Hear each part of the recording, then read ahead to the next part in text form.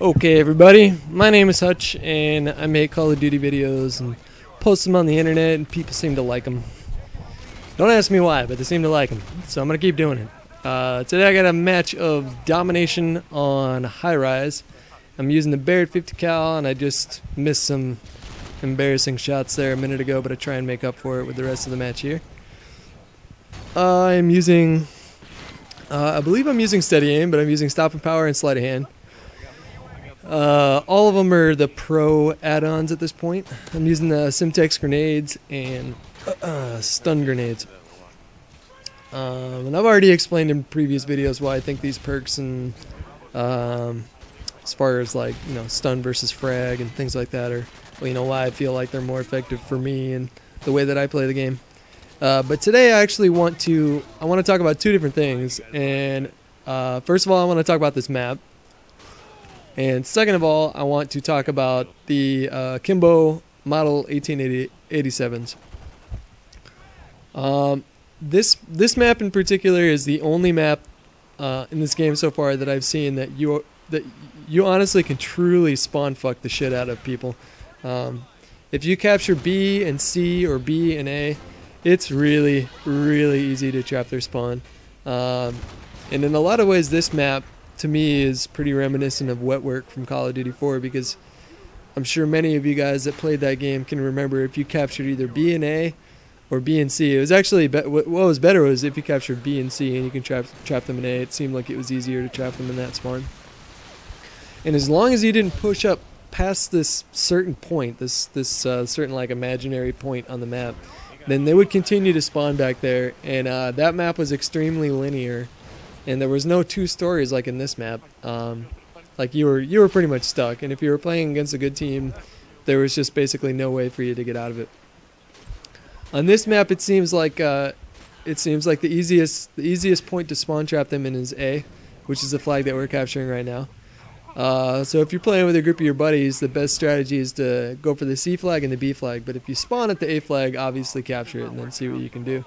But I think what's preferred is if you capture the C flag and the B flag, because at the A point, again, just like in Wet Work, as long as you don't push up past this certain point, if you don't push up too far into their spawn, they're literally only going to spawn in one area. And I'll point it out when it gets to it later on in the video. But here I don't know what I was shooting at. I think I kept on hitting my own riot shield guy instead of going for the guy that I was. Or instead of hitting the guy that I was going for. So when they have the A flag and they're spawning on A, looking into this room back here, a little bit forward and to the right in that little stairwell, they're either going to spawn in that back room with the table in it or in the room to the left of it. And that's it. They're not going to spawn anywhere else.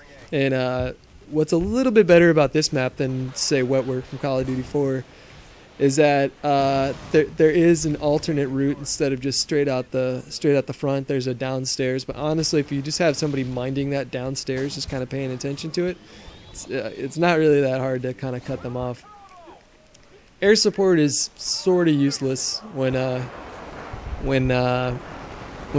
spawn trapping the other team in this map, especially with like a chopper gunner or an AC-130.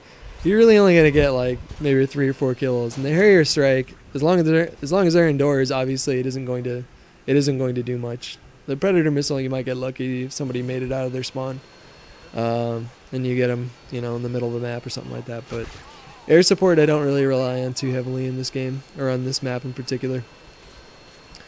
So I am using steady aim. The reason I'm using steady aim instead of ninja, even though I prefer ninja, is because I'm using the Model 1887s. And this match is a little old. I had just unlocked the 87s, and I was having fun with them.